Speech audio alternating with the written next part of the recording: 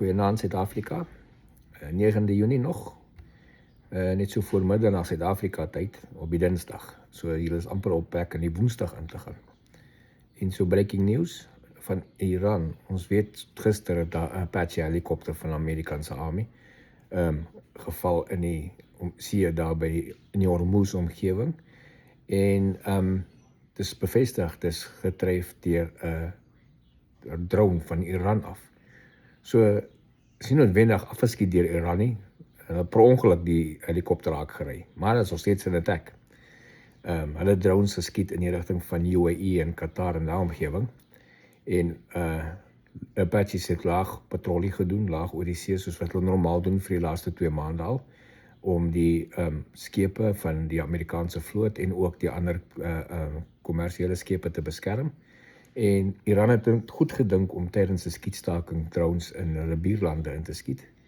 En ongelukkig het een van hulle drones die Apache getref. Die Apache moes in die see 'n noodlanding doen. En die 2 pilots is albei uit.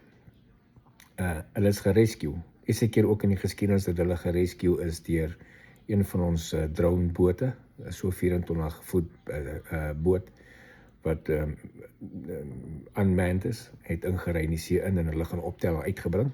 So hulle is gerescue. Maar weens dit is daar op hierdie huidige oomblik strikes in Iran.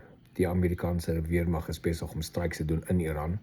Defensive strikes in retaliation vir die Apache wat gister afgeskiet is. So hierdie is nog nie naby die einde nie. Hierdie huidige strikes wat aan die gang is, ek kan nog nie sê wat alles getref gaan word nie, want hulle is eintlik besig met dit. So ons sal 'n bietjie later sien wat was die skade, hoeveel strikes was gedoen. Al wat ons weet op die oomblik is dat daar's 'n hele paar, nie net 'n paar, 2, 3 nie, 'n hele paar air-to-air refuelers in die lug. En as hulle so baie in die lug het, beteken baie vliegtuie gaan gerefuel word om strikes in Iran te gaan doen. So as ek meer inligting het oor die hoeveelheid strikes wat in Iran gedoen is en wat se skade aangerig is, sal ek daaroor rapporteer. Hierdie het die potensiaal om die oorlog hier 100% in die gang te sit.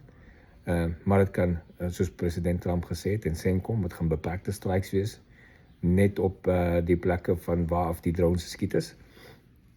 En hopelik sal Iran se leierskap, die IRGC, agterkom.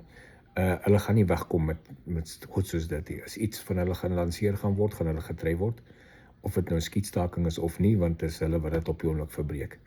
So dis die situasie heiliglik. Die strikes is aan die gang, so ons het nog nie 100% baie informasie wat uitkom nie, maar sodra dit kom sal ek nog informasie gee. Dis dan ek geniet die aand, dis nog Dinsdag aand hierso.